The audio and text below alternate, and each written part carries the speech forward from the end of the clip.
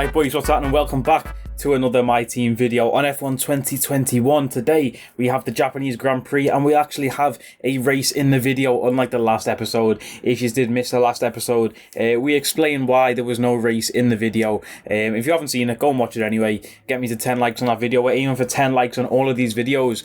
We've been averaging about 10 likes the last few videos. The support hasn't been there, but get this video to 10 likes while we're talking about likes. Subscribe to the channel if you aren't already, and if you are subscribed, turn on the notification bell. Straight away we're jumping into qualifying in the Japanese Grand Prix. Not one of my favourite circuits to drive, Suzuka. I know a lot of people really like this track, but for me it's not a very nice track to drive. I'm not very good at driving this circuit.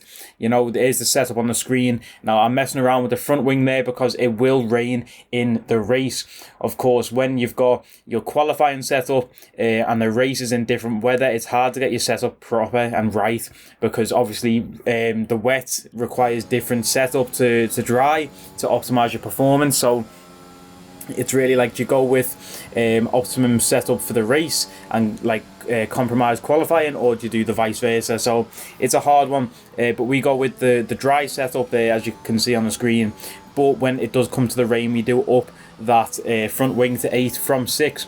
Heading through the lap now, we normally do like a track guide, but Suzuka's not one I can really give a guide for, because I'm not very good at it. Like I say, trying to keep flat out through there, through the S's, as we head towards this turn here, and we go into the gravel and spin. But we managed to catch it very nicely before we go into the wall. Little Fast and Furious drift moment there, boys. Coming through that S section, I think they call it Snake. It's like your tyres will go so hot through that section, and you can see there our tyres over 106 degrees, because you know, it's just your tyres get so hot and then we have no grip. And Callum Ilott is out of the session, boys. This is Q1, this is qualifying. Let's see on board with Callum. What the hell happened to Callum Ilott? And he's coming down to turn 1 and he's crashed at turn 1 in qualifying and just stopped the car completely. I believe that was the Williams of Nicholas Latifi. And Callum Ilott has gone straight into him as he's came out the pit. What a bizarre incident. And it's wrote Callum Ilott out of qualifying, which is just so weird. Such a weird incident. It's not like he lost his tyre or anything. It looked like his tyre was still on. So I don't know why Ilott didn't just change his wing and go back out. But Callum Ilott has retired in Q1, but he's very bizarre. You can see us sliding everywhere through the S's now because our tyres are so hot. Just absolutely no grip, just sliding everywhere. Down into 7th gear, taking a lot of the curb. At both corners there, taking a lot of the curb. Down to 3rd for that right-hander there as we head towards the hairpin. Now this hairpin in Suzuka, you can actually get a better run and be quicker by missing the apex of the corner. It's one of the few corners where you're actually faster by missing the apex. Turn 1 in Belgium in Spa-Francorchamps is the same. You know, missing the apex is sometimes the best option for the best line to get the most speed out of it. I'm trying to think where else. I'm sure there's another corner. I think the hairpin at Abu Dhabi, the Abu Dhabi Grand Prix at the Yas Marina, I'm pretty sure that is the same, but by missing the apex you actually go faster into a turn now called 130R, just as you've seen there. Completely flat out on this game. The cars have so much downforce, it's ridiculous. Completely flat out as we head towards the Senna-Prost chicane, as I call it now, and take the shortest run to the line. We set a 129.9, which puts us just behind Mick Schumacher. We're not even as fast as the Haas of Mick Schumacher. So of course we are going to go again. P21 right now, not the best lap in the world, of course, with Callum Ilott being the only person behind us who hasn't even set a lap yet. So that just shows how slow we are around Suzuka. Through the S section now again, like you can see, boys, I'm touching the grass there, sliding, touching the curb, trying to see how much curb you can actually take around Suzuka. Didn't really practice that much around here. Trying to see how much curb you can take, and as you can see, boys, you can't take much of that curb because there is a gravel trap on the other side of it. The second time we've done that now at that section, and our tyres, you can see they're on fire, 113 degrees. Absolutely ridiculous temperature for your tyres to be. You'll see us sliding everywhere now as we come through the hairpin, just absolutely no grip whatsoever. Look at the oversteer there, when we weren't even on the throttle and we got that much oversteer just off the tyres sliding. So we go again. I don't even know how we had so much time to do all of these laps in quali 1, but it's super necessary for us to go again. And there's us touching the curb again, boys, into the wall. we lose our front wing. But we managed to keep the tyre. Like I just mentioned before, I was trying to test it and push it to the limit, see how much curb we could actually take.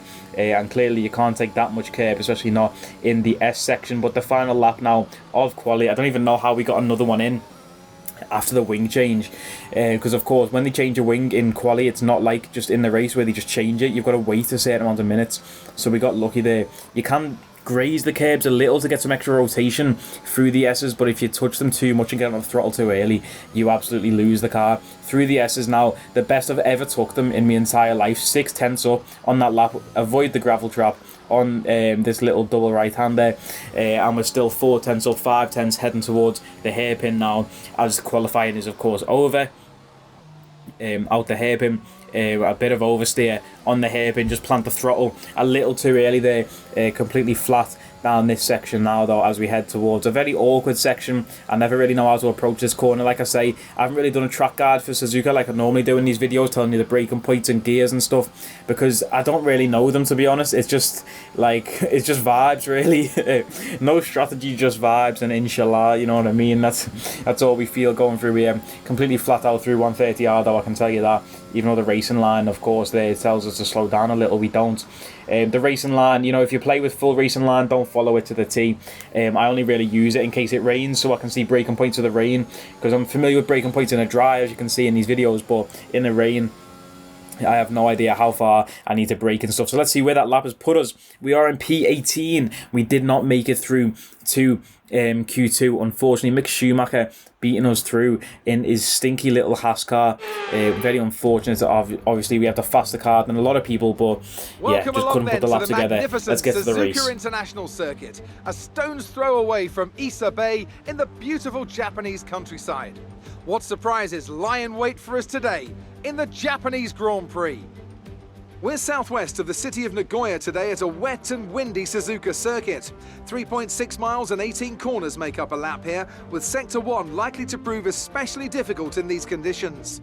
We should see overtaking into turns 1 and 16 today, and maybe a few Kobayashi-style dives into the hairpin as well.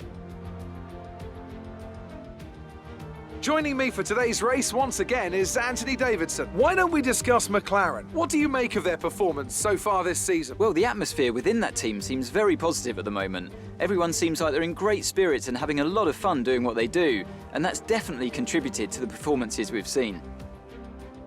Before we begin, let's take a quick look at the grid lineup for today's race. An immense lap from Lewis Hamilton yesterday puts him on pole position, and it's Valtteri Bottas that completes the front row. Moving on to the rest of the grid, we have Perez, Verstappen. They'll be starting further back after an earlier grid penalty. Lance Stroll and Fernando Alonso. Norris, Ocon, Ricciardo, they've taken a grid penalty, and Kimi Räikkönen. Giovinazzi, Leclerc, the owner driver, and Vettel. They'll be starting further back after an earlier grid penalty. Russell, Sainz, Pierre Gasly, and Callum Ilott. Tsunoda, Mick Schumacher, Latifi, and Nikita Mazepin. It's almost time for those 5 red lights to go out. Then let's see who can prevail today.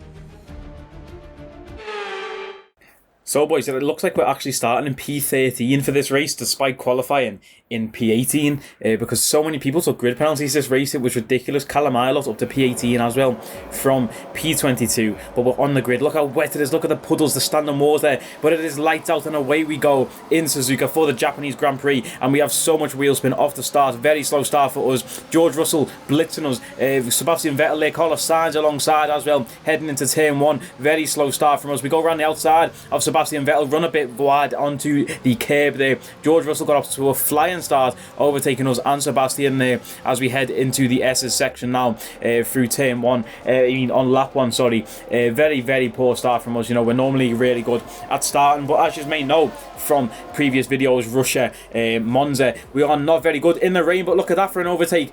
Absolutely dive down the hairpin there, trying to overtake George Russell in the Williams. That is a little bump, a little love tap on Charles Leclerc, and as we get concerned on the exit there, don't want to spin out. George Russell manages to get that place back we absolutely yeeted it, full centered it into the hairpin there to try and overtake Russell in that Williams car, but it was to no prevail as we head through 130R, which you absolutely cannot take flat out, as we learned the hard way there. Sebastian Vettel overtaking us, but we're going to send it into the chicane at the end of lap 1 to get that position back on Vettel, just pushing the car to the limit, seeing how much we could actually take through 130R there. Obviously cannot take that flat out, we're going to have to slow down on the next few laps.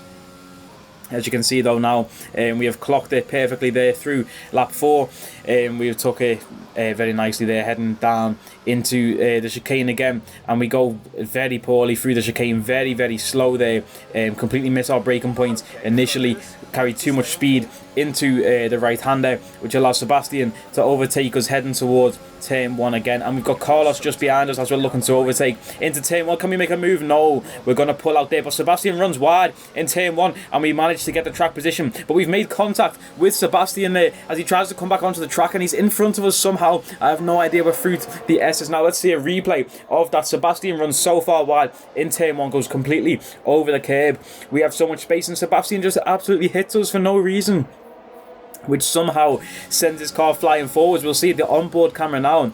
He goes wide, and instead of just carrying on straight, look how much steering lock he actually puts on there and just goes straight into us. The AI are just so ridiculous on this game. They try and follow the racing line as much as possible rather than just driving properly. And now Carlos Sainz has overtook Sebastian Vettel in the S's. You can see our racing line is completely goosed through the S's there. Yeah, very poor from us. We managed to overtake Sebastian now, and Sebastian gets overtook by Carlos. So very interesting there. Massive oversteer again through the hairpin. We just stomped the throttle way too early. I can't wait to get pedals. It's so much easier, or it will be hopefully, to apply little amounts of throttle when I've got pedals compared to trying to do it on a trigger on a controller. As we head through towards 130R now, down the straight a little bit wide on the corner there, there's a yellow flag, and so Carlos Sainz is in the wall. Carlos Sainz is in the wall on lap 6, boys. Let's see what happened there. We run slightly wide, not even too far wide. I wouldn't even call it wide, but Carlos Sainz has gone for a gap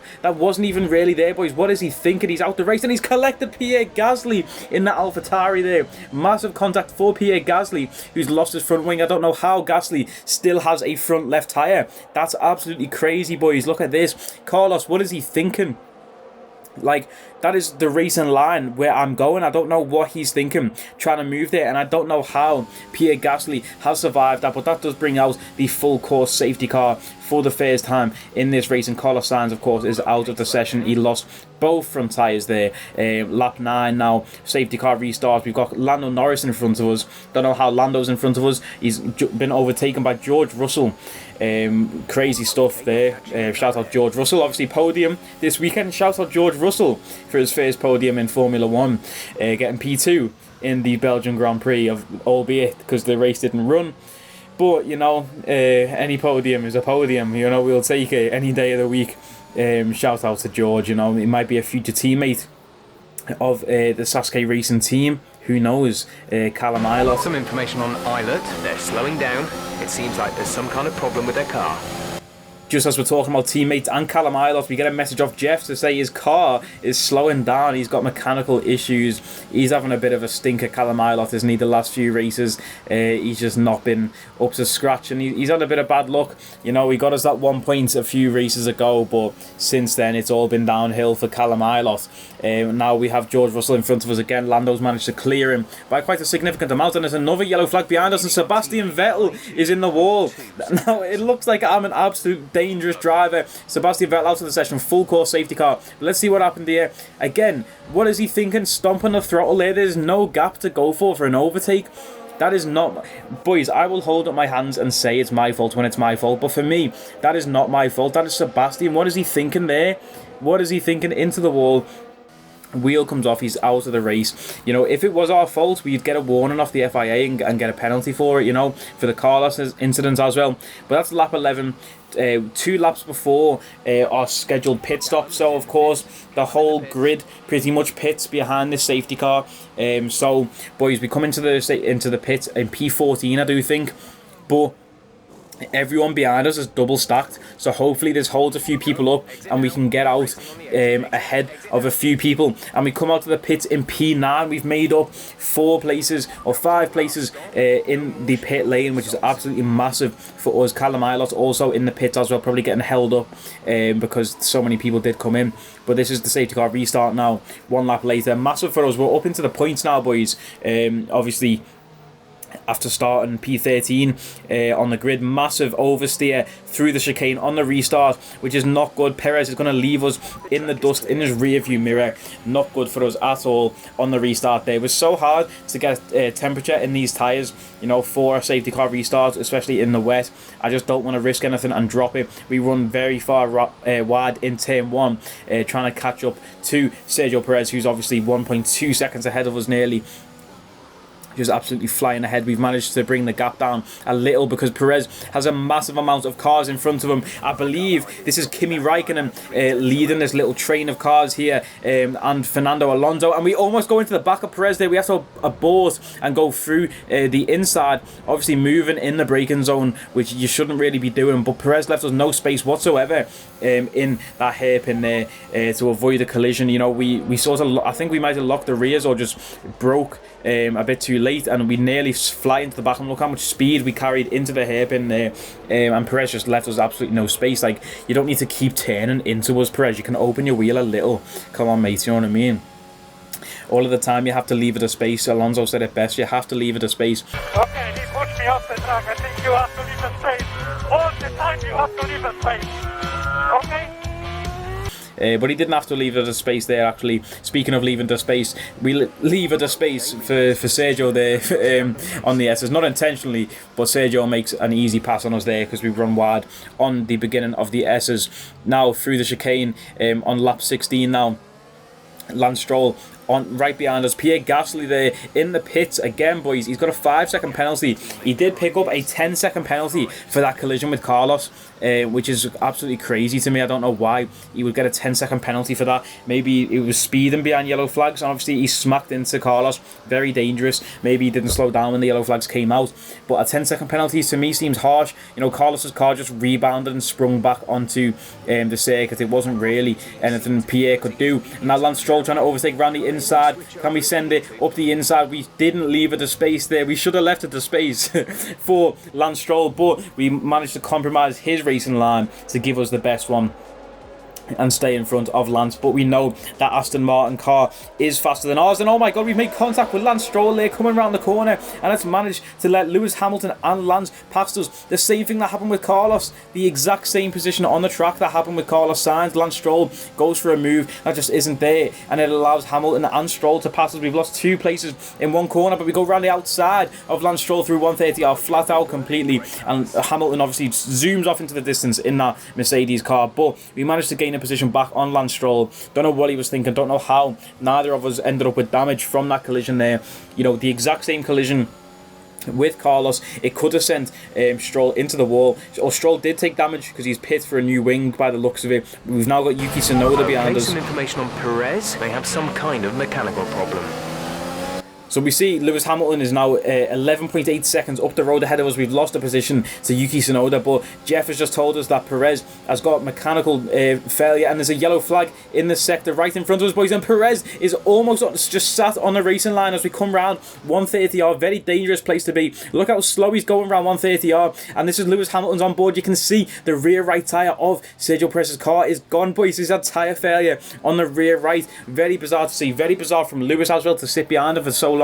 He's lost a lot of time there, but as we come through, the yellow flag is still out, and we're going to see a message from race control. Nikita Mazepin is out of the session, and Sergio Perez is out of the session now instantly, boys. I'm thinking this cannot be good. On board with Mazepin through 130R, and Nikita Mazepin, he smashes into the side of Sergio Perez, boys. That is such a big impact for Perez and for Mazepin. We can see the bird's eye view now as they come round the corner. Mazepin smashes into, and Pierre Gasly has been collected by Sergio Perez. Gasly has lost his front left tyre. Pierre Gasly, who pitted for Inters by the looks of it, tried a different strategy, and it's not going to work because those Inters have come off, and he does very well, or very luckily, he doesn't collect that Williams car behind him. I believe that's Nicholas Latifi. Latifi very lucky not to get caught by Pierre there. Look at the debris on the track there though, boys. That is absolutely crazy. That is the biggest crash I've seen on this game so far. Like, wow. And that is the third safety car of this race.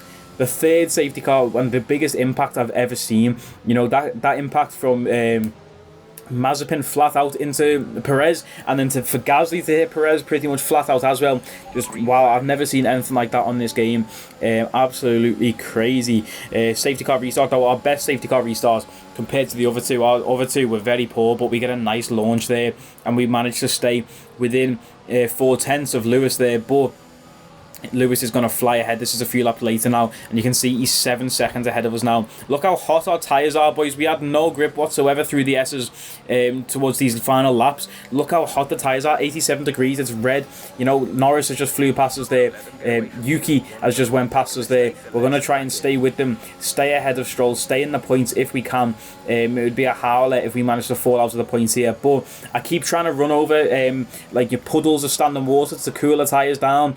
Like, obviously would work in real life, going through the puddles would cool the tyres down, but on this game, boys, it just didn't seem to be working. Nothing I did would cool the tyres down, which was just very unfortunate. You can see again, lap 26 now, we're coming through the S's, and our tyres are just so hot. And there's contact again, boys. There's yellow flag, and we managed to keep it out the wall there. We almost go into the wall. Would have been a disaster through the gravel trap there. I don't even know what happened on board with Lance Stroll, who is behind us. And look at that, boys. Lance Stroll, his front wing makes contact with our rear tyre and sends us both off the track. Now, that is a situation I will hold my hands up and say that is probably my fault for not leaving enough room for Lance. I just underestimated how close Lance actually was to me. I thought I could move back across him and take the racing line, but clearly not. And as we come back onto the track, Antonio Giovinazzi has spun out there. We did not make contact with Giovinazzi, but Giovinazzi, as you can see, we are nowhere near him. He's just ride the curb, or rode the curb. I don't even know if that's English. Road, is that a word? I don't even know. But look at this, Giovinazzi, he's touched the curb with his front left, and it's spun the car completely. Giovinazzi has spun out, but we are in P13 as we rejoin the track. Our tyres obviously on fire, dirty as well, covered in grass and gravel. Just not ideal, boys. And then we go into the gravel trap again there. Callum Ilott, I decided to let him past us because I just think, you know what, our tyres are gone. But doing that allows Nicholas Latifi to pass us, and we don't want to get beat by Williams, so we full send it up the inside into the hairpin. Can we beat Nicholas Latifi on the exit? Exact same thing as Perez. He gave us no room. You know, he just kept turning into us. The AI, if you're inside them, pause, but they don't open the wheel. They don't give you any space. They just turn into you if you're on their line. Ridiculous. But the checkered flag is out. Max Verstappen has won the race. Callum Ilott crosses the line in P13. We cross the line in P14. We managed to keep Lance behind us. Lance obviously finished P16 there. But what an absolutely terrible race from us, boys. That was such a perfect opportunity to get points. Pierre Gasly out of the race. You know, we are obviously battling with AlphaTauri this season to try and finish ahead of them. Pierre got a podium in Singapore last week, so we needed some points to catch Pierre and to catch AlphaTauri. We let Tsunoda finish in front of us. We had Perez out of the session as well, a person in the top 10 whose space we could have took. Sebastian Vettel out of the session, Carlos Sainz. These are all top 10 runners that we could have took their place to take their points, and we managed to finish outside of the points. It's a howler in Suzuka for us. It's a tough track to drive, even in the sun for me, never mind in the rain. Here's the podium. Max Verstappen P1, Valtteri Bottas P2, and Daniel Ricciardo in P3. Shout out Danny Rickman. You know, I'm a big fan of Danny Rick, so good to see Daniel Ricciardo up on the podium. Horrible to see Bottas on the podium now.